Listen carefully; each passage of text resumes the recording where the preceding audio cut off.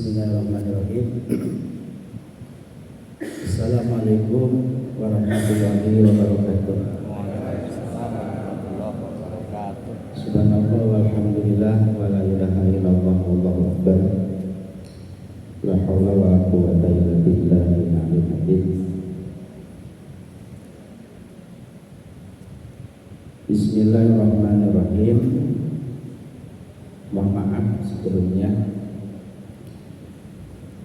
ini ngajinya meneruskan pengajian yang kemarin pada rapor sebelumnya. Jadi setiap kita rapor, jadi ngajinya ini kitabnya ini Al-Muhtafatul Ahli Bidayah.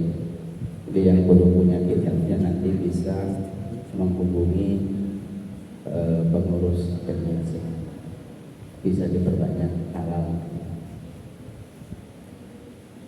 Bismillahirrahmanirrahim. Inna rajulan qala, sesungguhnya ada seorang sahabat ini menyampaikan kepada Kanjeng Nabi, ya Rasulullah, ini ahabbu hadhihi surata qul huwallahu ahad. Ya Rasul, saya ini sangat cinta, sangat senang terhadap surah Al-Ikhlas, qul huwallahu ahad. Kita semua sambil hafal ya surah Al-Ikhlas. Al-Ikhlas, kok Al-Ikhlas ya namanya ya, enggak surat Qul. Kemudian Rasul menjawab, inna hubbaha adkhalakal jannah, rawahu al-Bukhari. Sesungguhnya kecintaanmu terkait surah Al-Ikhlas tadi itu menyebabkan dirimu masuk surga. Sabarnya, artinya kecintaan terhadap surah Al-Ikhlas para jamaah sekalian, selain kita membacanya, ya syukur kita bisa memahaminya. Mengapa dikatakan surah Al-Ikhlas? Karena kandungan daripada surah Al-Ikhlas ini sangatlah luas.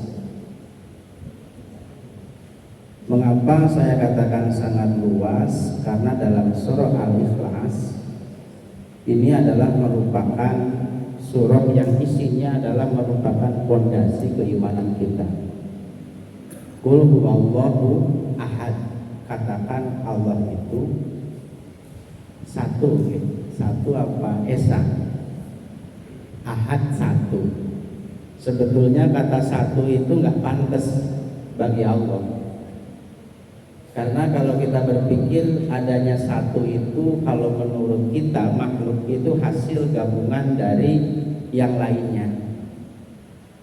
Jadi dikatakan satu itu sebab ada gabungan-gabungan dari yang lain. Seperti yang saya pegang ini mic ya, warnanya apa? Hitam. Nah, bisa dikatakan mic karena ada beberapa unsur yang dikumpulkan sehingga ini dikatakan mic.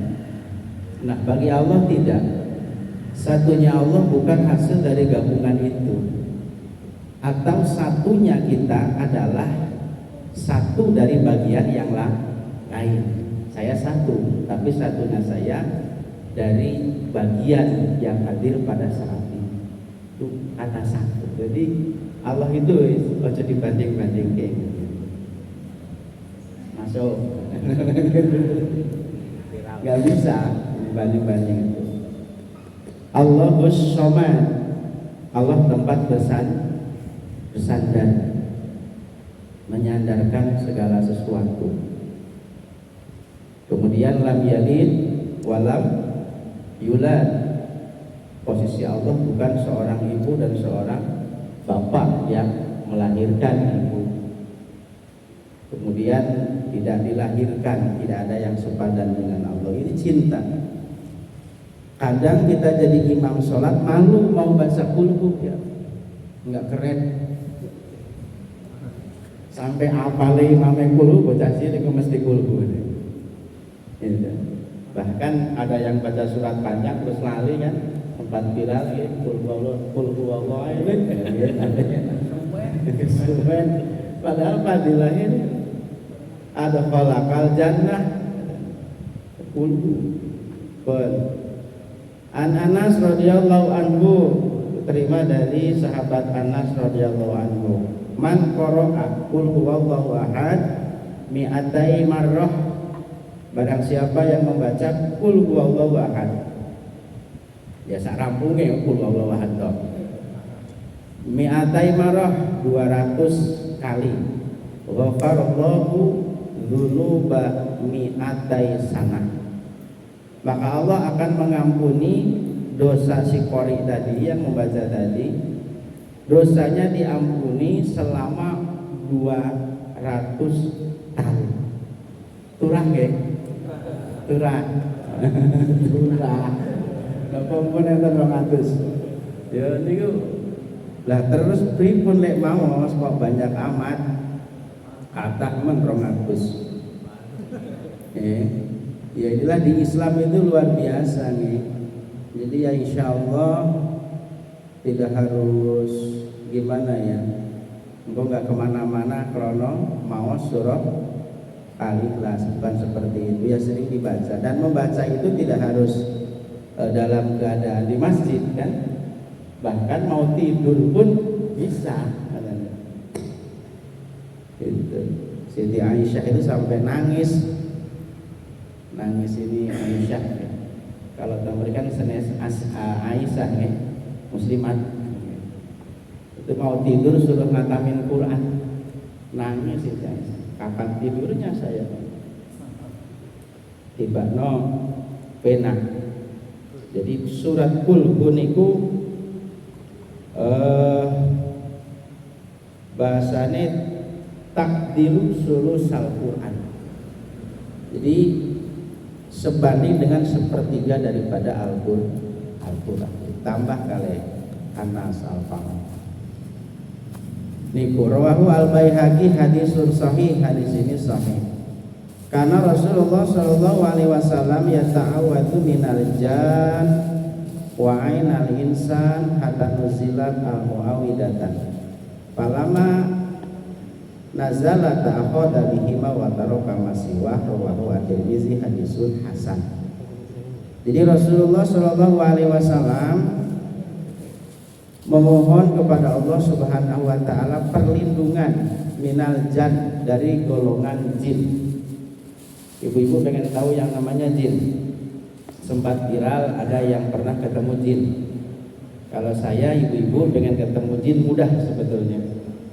Jadi sepulang di sini boleh dipraktekkan, masuk kamar mandi dulu, masuk kamar jilbab dibuka, alis dikerok, kemudian ngaca. Nah itu sini. Benar aja. Gitu. Ya, mengapa dikatakan? Karena jin juga karena makhluk yang serius. Jadi makhluk yang diperintah oleh Allah untuk ibadah. Tapi menurut Al-Habib Lutfi sekarang kebalik, yang kemasukan manusia adalah jin, bukan manusia yang kemasukan jin kan. Ya artinya memohon kepada Allah Subhanahu wa taala. Wa ainal insan, dan dari manusia. Dari manusia, sehingga turunlah surah Muawwidatan. Surah Muawwidatan itu yaitu surah Falaq bin Nas. Ini sejarahnya Rasul pernah terkena sihir. Rasul itu pernah kena sihir, pernah. Boleh ngoten Kanjeng Nabi kok kena sihir. Apa maksud tujuannya? Satu, menandakan Rasul itu manusia biasa. Yang kedua, menandakan kalau ilmu sihir itu ada. Siapa yang menyihir Rasul? Namanya Lubeb bin Asom. Ketika Rasul kena sihir, datang dua malaikat, malaikat Jibril jenguklah. Akhirnya oh ini kena sihir. Kemudian Rasul diberi wahyu untuk memerintahkan ke Sayyidina Ali pergi ke sebuah sumur yang namanya sumur Darwan. Kemudian di sumur itu ada batu, digali ternyata iya ada simpanan di situ. Oke, untuk penyihir Rasul turunlah surah Muawwidah. Nah, ini sangat penting Pak. Dibaca surah Qul a'udzu birabbil falaq dan surah Qul a'udzu birabbin nas. Ini. Tapi kalau belajar ilmu sihir ini nggak boleh. Tapi wajib percaya adanya. Karena adanya ilmu sihir ini memang dijelaskan di dalam Al-Qur'an. Yang mengajarkan ada yang mengatakan malaikat, ada yang mengatakan seorang raja dari Babilonia di zaman setelah mereka mengatakan mereka belajar itu, tetapi sebelumnya pelajaran ini tidak baik dan itu pengetesannya dites kepada seorang ibu-ibu yang tadinya sangat romantis dengan bapaknya, dengan ilmu itu bisa menjadi kebalik tidak romantis, bahkan bisa berpisah. Tentunya ini ilmu yang tidak baik, hanya sebatas untuk kepercayaan bagi kita bahwa ilmu itu ada. Nah, setelah turun ayat ini, surah ini, Rasul akhadha bihi ma wa taraka masiwa. Rasul mengambilnya dan terus dibacanya. Jadi fadilah surah Muawwidah. Inna syaitana qala idza awaita ila firasyaka faqra ayatal kursi. Ngono kuwi setan ya jujur ya. Setan ini jujur. Ku nembe ngerti setan ini jujur. Ya setan apa? Ini setan kabeh kok. Inna syaitana.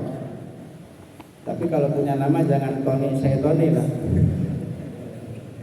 Inna syaitana, sesungguhnya syaitan itu qala, bicara dia. Kudune kan ya ora jujur toh. Idza awaita, apabila kamu apa bahasanya ini mapan loh, masuk kamar lah ya, ila firasika menuju tempat tidurmu, berarti kan mau tidur. Pakro bacalah ayat al-kursi, baca ayat kursi. Pripun ayat kursi niku? Allahu la ilaha illa dan seterusnya. Fa innahu la yazal 'alaika min hafidun. Maka sesungguhnya dengan bacaan itu Allah selamanya itu menjagamu. Wala yuqarribannaka syaitan hatta tusbiha.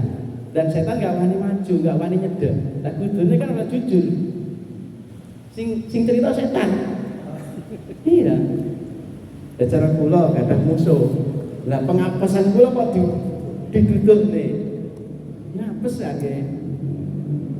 Iki dikatakan berarti lah lek setan terus dudoyo ora teh diamale ora percaya sapa nek. Kalau setan ora percaya pokoke kayak gitu deh. Ini ya Allah, di Rasul seperti itu. Baca sebelum tidur. Nah, permasalahan kita ketika tidur ini padahal dalam segi aktivitas kita semuanya dinilai ibadah. Masuk WC saja ditulis ibadah loh. Bahkan di kitab itu diterangkan ada khusus WC itu yang bertugas untuk sebagai jasa. Jadi bagaimana pengguna masuk WC itu menjadi nyaman. Kalau WC umum kan namun 2.000, ini bisa mahal. Bisa mahal. Jadi WC-nya bagus, kemudian ada pijitannya juga. Dipijet. Walah, pokoknya nyaman, bajunya gak nyaman. Bayar tapi kok gratis ya. Itu diterangkan seperti itu. Dan itu adalah ibadah. Ini dalam Islam. Kemudian wasadaqa dzalika Rasulullah sallallahu alaihi wasallam. Nah, ini Rasul membenarkan apa yang disampaikan oleh setan. Coba dalam komunikasi ini setan berkata, kemudian dibenarkan oleh Rasul wasadaqa. Rasul itu kan shadiqul masduq. Orang yang pasti benar dan dibenarkan. Wih, setan kok dengarin jujur, bener kowe, ngoten iki. Sareng Kanjeng Rasulullah sallallahu alaihi wasallam. Ya Allah. Astagfirullahaladzim ngapunten. An Abi Sa'id radhiyallahu anhu man qara'a suratal kahfi fi yaumil jum'ati adha'alahu an-nuru ma baina wa bainal baitil atiq. Man qara'a suratal kahfi, barang siapa yang membaca suratul kahfi fi yaumil jum'ati. Nah yang kita baca ini suratul kahfi surat Yasin. Yasin nggih, bersama Yasinan. Fi yaumil Jum'ah, pada malam Jumat. Nah ibu-ibu dengar ini. Kadang ada bahasa maljum, sunnah Rasul. Kalau ada kata-kata sunnah Rasul, apa yang ada di dalam pikiran kita? Malam Jumat, sunnah Rasul. Ayo, apa sih yang ada di pikiran kita? Jujur bu, jujur. Buatan ngertos. Ya jangan gitu apa, jangan terlalu berpikir ke sana terus. Berarti mono Rasul yo. Apa itu saja ya, enggak, banyak kesunahan yang lain. Baca suratul kahfi, alhamdulillahilladzi anzala ala abdihil kitab wa lam yaj'al lahu iwaja qayyima dan seterusnya. Niku dibaca pada malam Jumat. Ado alahu anur, maka lewat bacaan tersebut si pembaca ini akan diberikan cahaya ma baina wal atik, antara rumahnya sampai baitul atik Ka'bah. Ini fadilah membaca surah Al-Kahfi. Alhamdulillahirabbil alamin. Rawahu Al-Baihaqi fi Subul Iman. Ini keterangannya dalam kitab Subul Iman. Kitab Subul Iman itu cabangnya iman.